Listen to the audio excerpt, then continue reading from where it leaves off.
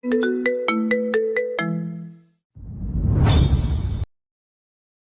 আপনি? অমনি থতমত খেয়ে দাঁড়িয়ে গেল জামিল। হ্যাঁ? সরি, চিনতে পারছি না। সেন্ট্রি, এটাকে বের করো তো। চেঁচানো শুনে জিভ কাটল জামিল, অসহায় গলায় বলল। এমন কিডনি পুড়িয়ে দেওয়া ইয়ার কি করিস না ভাই। এমনি জেল হাজত ভয়ের জায়গা। তুই আবার না চেনার ভান করলে আমি তো বিপদে পড়ে যাব। স্বার্থ শক্ত মুখে চুপ করে রইল। ওঠ ওঠ উল্টে বলল। রেগে আছিস? কেন, কি আশা করেছিলি? এভাবে উদাও হবি আর আমি তোকে আপ্যায়নের জন্য ডালা সাজাতে বলবো? এমন না বলে কয়ে লাপাত্তা হওয়া মানুষদের কি বলে জানিস? জামিল সহসা বলল। লাপাত্তা লেডিস? স্বার্থ রেগেছিল, কিন্তু হেসে ফেলল এবার। ও হাঁপ ছেড়ে বলল। যাক বাবা, হাসালি। আমি ভাবছিলাম তোকে কিভাবে ম্যানেজ দেব। সো সরি, আমি বলে যেতে পারিনি। এত আর্জেন্ট কোথায় গিয়েছিলি?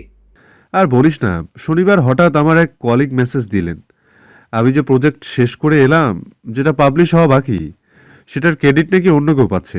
মাথা গরম হলো। সন্ধ্যার ফ্লাইট ধরে ছুটলাম সাথে সাথে। আর বাকিরা? বাড়ি তো খালি ছিল শুনেছি। তাই নানুকে নিয়ে মামা গ্রামে গিয়েছিলেন নানার কবর দেখতে। তোর লোক বোধহয় সেই সময় গিয়েছিল। ও, এবার বল, কোনো সিরিয়াস ইস্যু? বিয়ের কথা হচ্ছিল, তোর খোঁজ না পেয়ে লোক পাঠালাম, জানলাম পুরো বাড়িতে কেউ নেই। বিয়ে? কার, তোর? কবার বিয়ে করব? অয়নের ছিল। জামিল চমকে বলল। হ্যাঁ? কবে ঠিক হলো? কার সাথে হলো? সেসব বলবো বলেই তো এত খোঁজা। চাচ্ছু তোদের পুরো ফ্যামিলিকে জানাতে বলেছিলেন। জামিল আফসোসে ফেটে পড়ল যেন, মন খারাপ করে বলল। আরে রে, এটা হলো কিছু? অয়ন পুচকে ছেলেটাও বিয়ে করে ফেলেছে। আমি তো ভাবিও নি এত জলদি মুভ করতে পারবে। কি যে চিন্তা হচ্ছিল ছেলেটার জন্য। মনে মনে ভেবেও ছিলাম, যেদিন ও বিয়ে করবে খুশিতে আমি নাচবো ভাই।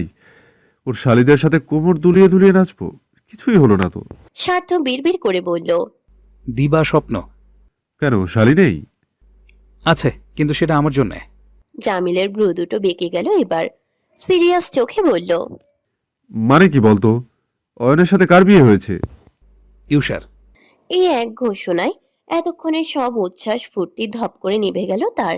সদা হাস্যোজ্জ্বল মুখে একটা বিশদ কালো মেঘের ভেলা এসে বসল, অস্পষ্ট আওড়ালো। ইউসার? স্বার্থের চোখ ছোট হয়ে যায়, খেয়াল করে বন্ধুকে। জামিল দুপল থমকে দেখে হেসে ফেলল হঠাৎ। ওই মাথা নাড়তে নাড়তে হাসিটা দেখে। স্বার্থ সোজাসুজি বলল। Did you like Yusha? Jamil চোখ তুলে চাইল, দৃষ্টিতে ভয় নেই, নিঃসংকোচে বলল। Still I do. স্বার্থ তাজ্জব হয়ে বলে। এর মানে পার্টিতে ওটা মজা ছিল না? না, আমি ওকে পছন্দ করতাম। জামিল শ্বাস ফেলল ফের, বলল। দেশে আসার কথা তো অনেকদিন ধরেই হচ্ছিল। নানু বারবার বলছিলেন একবার এসো, মরার আগে তোমাকে দেখে যাই। আবার তুইও বললি, চলে এলাম। সেদিন তোদের বাড়ি গিয়েই আমার নজর সবার প্রথম পড়ল ইউসার দিকে।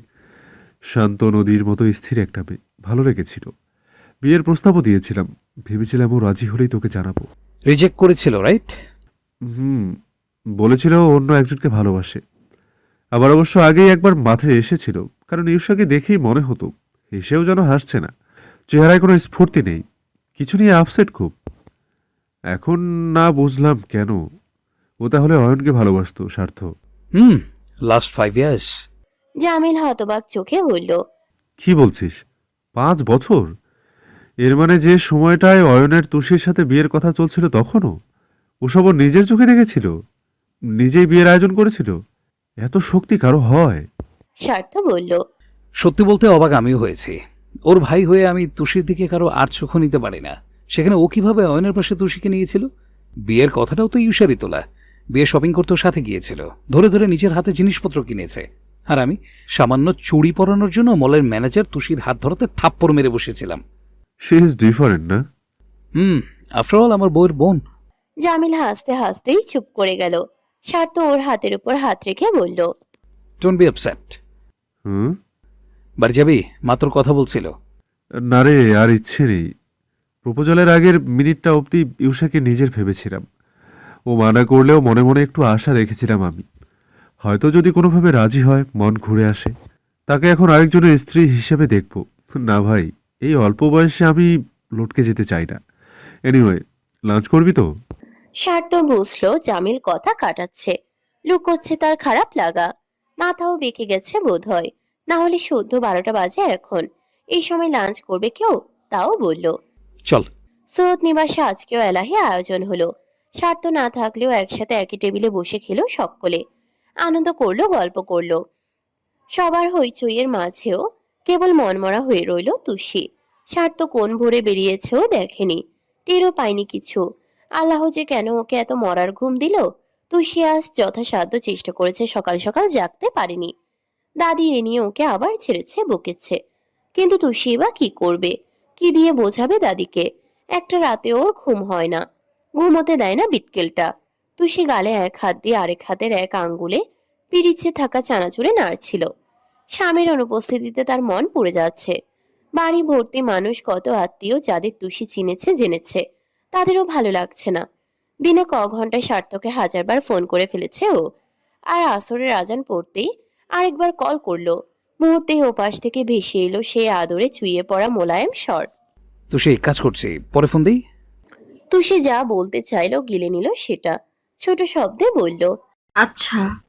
তারপর ঢুলু ঢুলু চেহারায় এসে সোফায় মায়ের কোলে শুয়ে পড়ল সে। রেহিনুমা মেয়ের চুলে হাত বোলাতে বোলাতে আশেপাশে বসা মানুষদের সাথে গল্প জুড়ে দিলেন। ইউসা একটু পর হাজির হলো সেথায়। হাসনার পাশে বসতেই বৃদ্ধা ফিসফিসিয়ে বললেন, তুমি আবার এইখানে বইলা কেন? ইউসা ভরকা একটু। কেন দাদি? আবার কয় কেন দাদি? তোমার নতুন বিয়া হইছে, এখন সুয়ামীর পাছায় লাইগা থাকুনের সময়।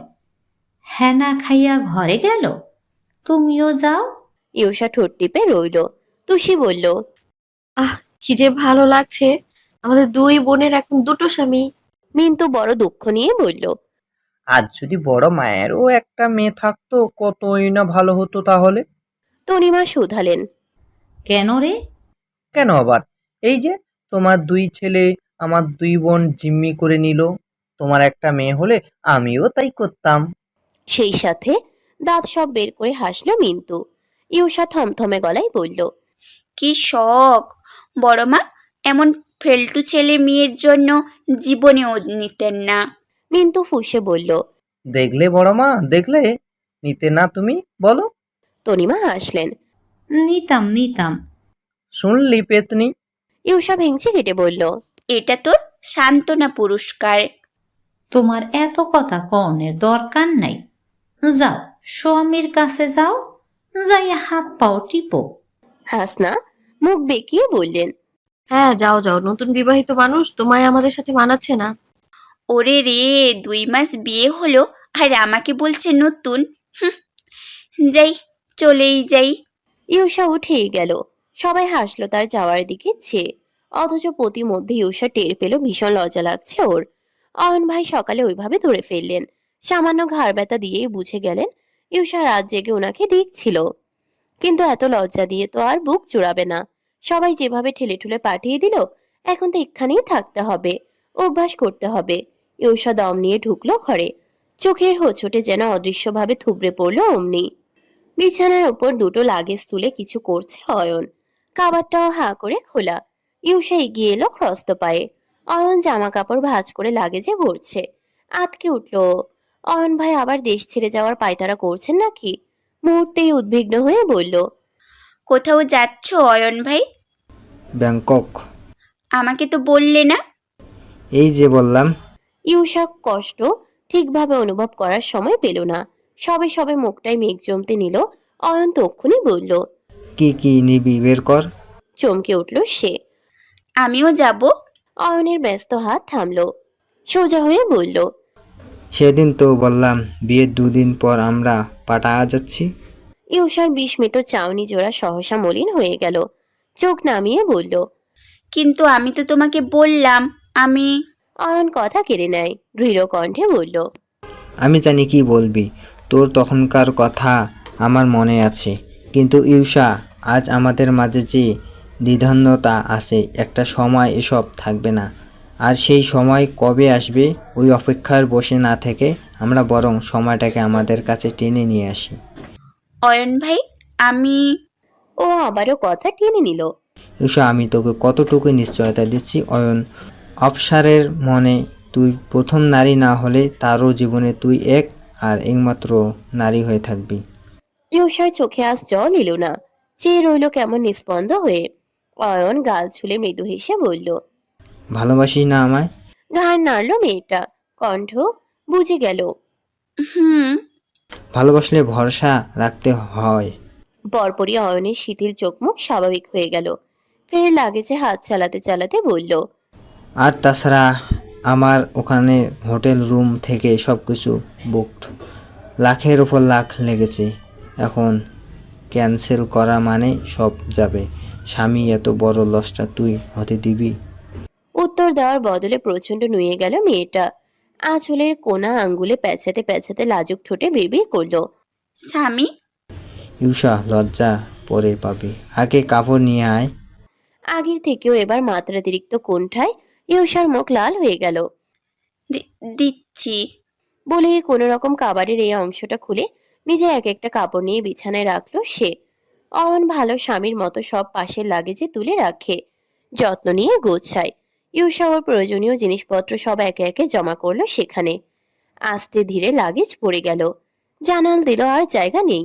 সব শেষ করে দুটো লাগেজের চেন টেনে দাঁড় করালো অয়ন।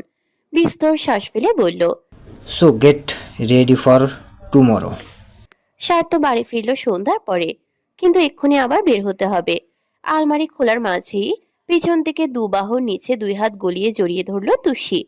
মাথার এক পাশটা এলিয়ে দিল পিঠে, লম্বা শ্বাস টেনে বলল, আপনি এলেন তাহলে? কোথায় ছিলে? দাদির ঘরে সবাই গল্প করছিলাম। ইউষা কাল বিদেশ যাচ্ছে, সবাই ওর কাছে এত বাহানা করছে না, এটা আনবে ওটা আনবে। স্বার্থ ভ্রুকুচকে বলল, বিদেশ? কি জন্য? মধুচন্দ্রিমায় কি? হানিমুনে যাচ্ছে। এত শিক্ষিত লোক বাংলা বোঝেন না? স্বার্থ ঘুরে চাইলো এবার, বিশদ কৌতূহল নিয়ে বলল, কাল তো ওদের বউ ভাত হওয়ার কথা। হ্যাঁ, তারপর যাবে। গাড়ি তো সন্ধ্যায়। গাড়ি না, ফ্লাইট। ওই আর কি। স্বার্থ দেখলো তুষি ঢুলছে, স্থির নেই এক জায়গায়। কি ভেবে জিজ্ঞেস করলো, তুমি যাবে তুষি? আমি ওদের সাথে কেন যাব? নির্বোধ! ওদের সাথে যাবে কেন? আমার সাথে যাওয়ার কথা বলেছি। আমরা তো সেইভাবে হানিমুনে যাইনি। তাহলে এই কেসটা শেষ করেই প্ল্যান করব। তুষি ক্লান্ত গলায় বলল, আমি আপাতত কোথাও যাব না। আমার ইদানিং খুব ঘুম পায়, কেমন কেমন যেন লাগে। কেমন লাগে? জানি না, বোধহয় এত বিয়ে টিয়ে খেয়ে হাঁপিয়ে গেছি। নিজের বিয়ে, বোনের বিয়ে। বলতে বলতে তুষির চোখ পড়ল স্বার্থর হাতে। এতক্ষণে ইউনিফর্মটা দেখলো, জিজ্ঞেস করলো হর ভরিয়ে, আপনি কি আবার থানায় যাবেন? স্বার্থ ঠোঁট কামড়ে কি যেন ভাবলো, এক দণ্ড সময় নিয়ে বলল, তুষি, আমি আজ রাতে ফিরবো না। আমার অপেক্ষায় থাকার দরকার নেই। আর একা শোবে না, তোমার দাদিকে এনে রেখো। তুষি উৎকণ্ঠিত হয়ে বলল, ফিরবেন না কেন? একটা মিশনে যাচ্ছে, খুব বড় একটা গ্যাং ধরবো। তুষির গলা শুকিয়ে গেল শুনেই। স্বার্থ সকালে সিভিল ড্রেসে বের হয়েছিল, এবার ইউনিফর্ম চড়ালো গায়ে। তুষি জিজ্ঞেস করলো, ফোন করব? না, বন্ধ থাকবে। কাল কখন আসবেন তাহলে? জানি না।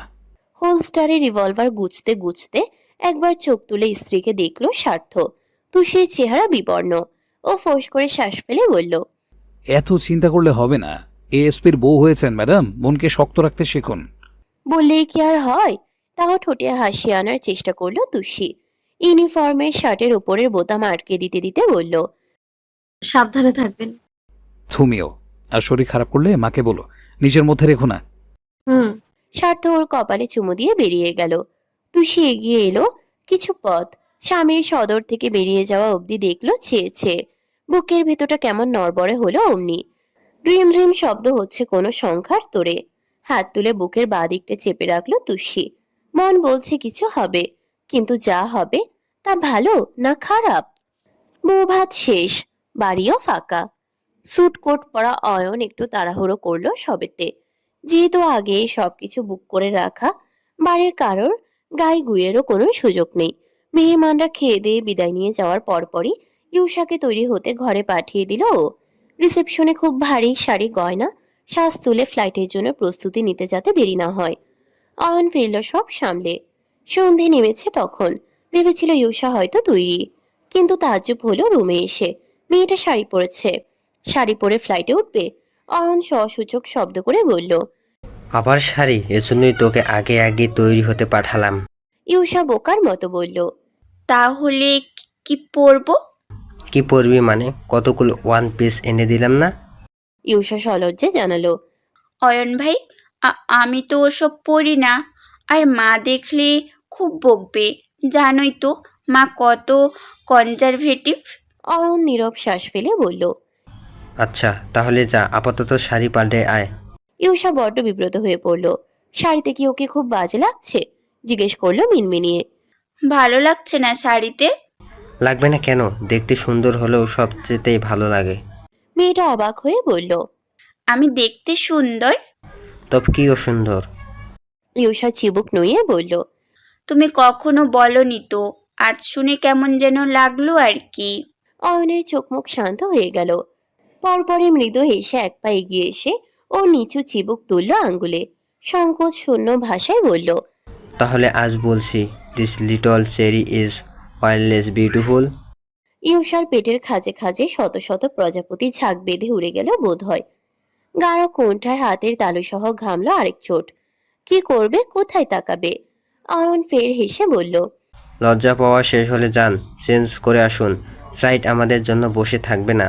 ইউষা খুঁজে খুঁজে একটা হাঁটু নিচে অব্দি লং ফ্রক আর জিন্স পরলো। ওড়না ছাড়াও চলতে পারবে না, তাই একটা শিফনের স্ক্রাব দু প্যাচ দিয়ে ঝুলালো গলায়। সামনে এসে দাঁড়াতেই অয়ন আপাত মস্তক দেখে বলল। পারফেক্ট, চল। দুটো লাগেজই দুই হাতে টেনে নিয়ে বেরিয়ে গেল অয়ন। ইউষা পিছু আস্তে আস্তে বলল। একটা আমাকে দাও না। তুই নিজেকে সামলে হাত, এতটুকু ক্যারি করার মতো জোর আমার গায়ে আছে। আর কিছু বলল না ইউষা। নিচে সবাই ওদের অপেক্ষাতেই বসে। বের হবে এখন জানে সকলে। একে একে সকলের থেকে বিদায় নিয়ে বাড়ির গাড়িতে করে বিমানবন্দরের উদ্দেশ্যে বেরিয়ে গেল দুজনে। তুষি একটা লম্বা হাই তুলল। কদিন এত ঘুম খেপেছে কেন কে জানে। ঘরে যাওয়ার জন্যে আসর ছেড়ে উঠতেই পিছু নিলেন রেহিনুমা। দোতলায় ঠিক তুষির কামরায় ঢোকার আগ মুহূর্তে ডেকে বললেন। সন্তোষী। তুষি ঘুরে চাইল। হ্যাঁ কি? রেহিনুমা মেয়ের সামনে এসে দাঁড়ালেন। চোখে মুখে বিশদ অস্বস্তি নিয়ে বললেন। তোকে একটা কথা বলি। ঘাড় নাড়ল তুষি। অয়নের সামনে তুই এত সাজগোজ করবি না, ওর সাথে কথাবার্তাও কম বলবি। তুষি আশ্চর্য হয়ে বলল। দরকার ছাড়া তো কথাই বলি না। আর কোথায় সাজলাম আমি? ইউষা ওর সাথে পার্লারে যেতে বলেছিল, যাইনি। বড় মা শাড়ি পরতে বললো, তাও পরিনি। চোখে এক ফোঁটা কাজল অব্দি দিইনি আজ। তাহলে রেহিনুমা মেয়ের দুই বাহু ধরে বললেন। খারাপ ভাবিস না মা। দেখ, অয়ন তোকে পছন্দ করতো, তোর প্রতি ওর একটু হলেও দুর্বলতা থাকবেই। তুই যদি ওর সামনে পরিপাটি হয়ে ঘুরিস, ওই ইউসাতে মন দিতে পারবে না। বলতে খারাপ লাগলেও তো সত্যি, ইউসার চেয়ে তোকে দেখতে সুন্দর। তুষি হেসে ফেলল। মা যার ভালোবাসার সে এমনিই বাসবে। রূপ দিয়ে কি কাউকে আটকানো যায়? যদি আমার রূপেই সবটা হতো তাহলে তোমাদের ছেলে প্রথম দেখেই আমায় ভালোবাসতো না? বেসেছে, কত কাঠখড় পুড়িয়ে আমি ওনাকে পেয়েছি সেটা আমি জানি। অরুণ ভাইয়ার যদি ইয়সার উপর মন আসারই হয়, সেটা আমি সামনে থেকে থাকি আর না থাকি তাতে কিছুই যায় আসে না। আর আমার মনে হয় না আমার প্রতি দুর্বলতা রেখে উনি ইয়সার সাথে ঘর বাঁধবেন। উনি আদৌ এতটা চরিত্রহীন নন। তা ঠিক, কিন্তু তুষি একটু চটে গেল, বলল। কিন্তু কি, উনি বাড়িতে থাকলে ঘর থেকে বের হব না, তাহলে খুশি হবে? তা কখন বললাম? বলনি, বুঝিয়েছো। অয়ন ভাইকে নিয়ে আমার সাথে কখনো কোনো আলোচনা করো না তো, আমার খুব বিশ্রী লাগে। আচ্ছা আচ্ছা, মাথা ঠান্ডা কর। অল্পতে এত রেগে গেলি কেন? স্বার্থ ফোন টোন করেনি? তুষির সঠিক রূপ ধরা পড়ল। রাগে লাল মুখটা ফানুসের মতো হয়ে এলো অমনি।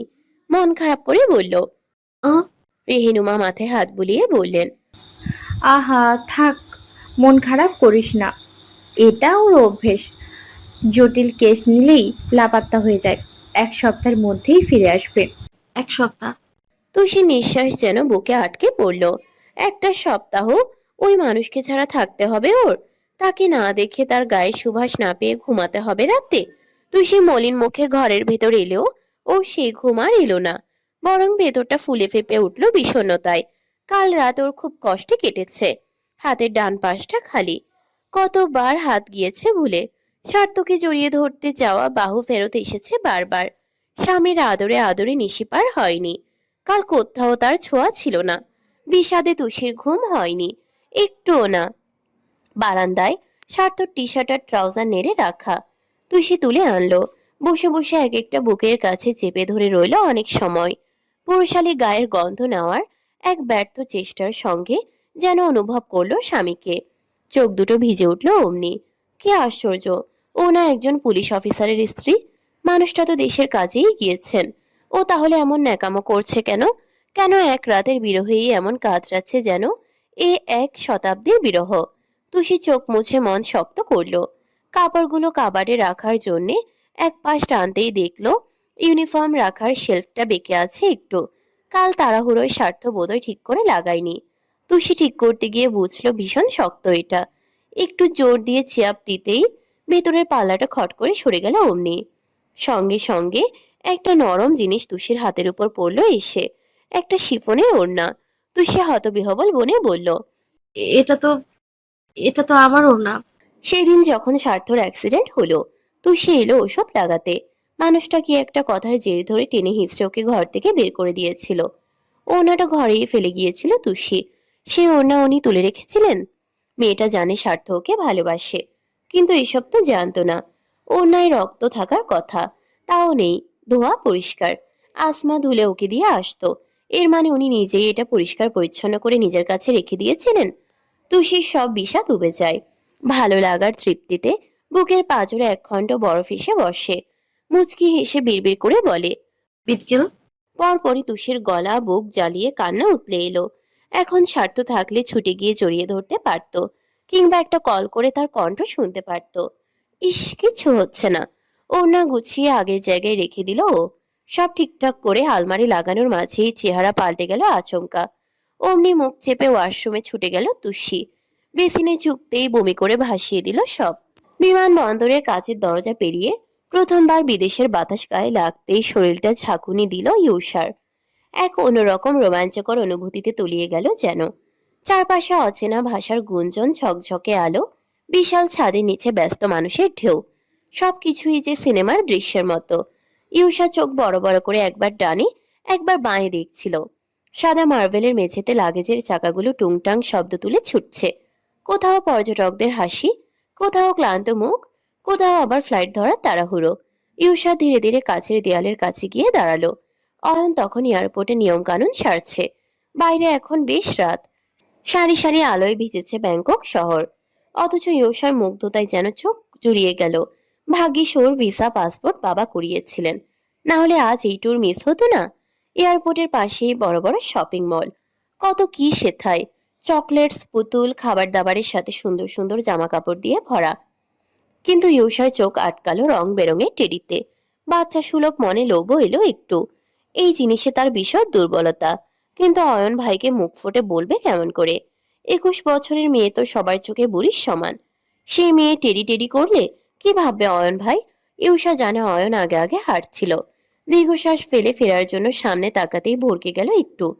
পাশে দাঁড়িয়ে মানুষটা। ও তাকাতেই ভ্রু নাচিয়ে বলল, চাই। এক ঝুড়ি তারার মতো আলো ইউষার চেহারায় ভেসে উঠল। খুশি হয়ে বলল, কিনে দেবে অয়ন ভাই? অয়ন সোজা গিয়ে সেই মলের ভিতর ঢুকলো। জিজ্ঞেস করলো, কোনটা পছন্দ? ইউষা বেছে বেছে মাঝারি আকারের পান্ডা ধরলো। কোলে নিয়ে ঘুরলো এপাশ ওপাশ। অয়ন খেয়াল করলো ইউষাকে ভীষণ ফুরফুরে লাগছে। ঠিক সেই আগের ইউষা যেন। তখনই মেয়েটা পাশে এসে শুধালো, অয়ন ভাই, ওই হ্যাটটা নেব? যা ভালো লাগে নে। ইউষা চপল পায়ে এগিয়ে যায়। যা ভালো লাগে তাই নে বললেও শুধু চারকোনা টুপিটাই তোলে হাতে। তারপর আয়নার সামনে দাঁড়িয়ে মাথায় পরে পরখ করে নিজেকে। স্ফূর্ত মেয়েটাকে দেখে অয়নের এত ভালো লাগছিল কেন কে জানে। বোধহয় শেষ অনেকদিন ওকে এত হাসতে দেখিনি বলে। অয়নের হঠাৎ করেই মাথায় এলো তুষির করা সেই প্রশ্নটা। আর ইউষার হাসি কেমন লাগে আপনার? সেদিন অয়ন স্পষ্ট উত্তর দিতে না পারলেও আজ বিড়বিড় করলো আনমনে। স্নিগ্ধ, খুব স্নিগ্ধ। ওর চেয়ে থাকার মাঝে কাউন্টারের মেয়েটি শুধালেন, anything else for you sister sir? চকিতে ঘাড় ফেরালো অয়ন। ভ্রু কুচকে কার্ডটা ছিনিয়ে নিল যেন। থমথমে গলায় বলল, শি ইজ মাই ওয়াইফ। এরপর মল থেকে বেরিয়ে এলো ওরা।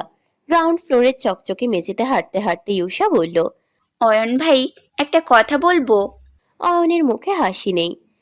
বল। আমি দেখেছি ব্যাংককের কিছু সুইটস খুব ভালো হয়, ডায়াবেটিস হলেও খাওয়া যায়। দিদুনের জন্য নেব, হ্যাঁ। হুম। আর অয়ন ভাই মিন্টুর জন্যও নেব, ছোচাটাও তো পছন্দ করে। হুম। এসকেলেটরে পা রাখলো ওরা। অয়ন সামনে, ইউষা এক সিঁড়ি নিচ্ছে। এদিক ওদিক দেখতে দেখতে ওর নজর পড়লো অদূরে আইসক্রিমের ভ্যান। অমনি পেছন থেকে অয়নের শার্ট টেনে বলল, অয়ন ভাই দেখো দেখো, আইসক্রিম।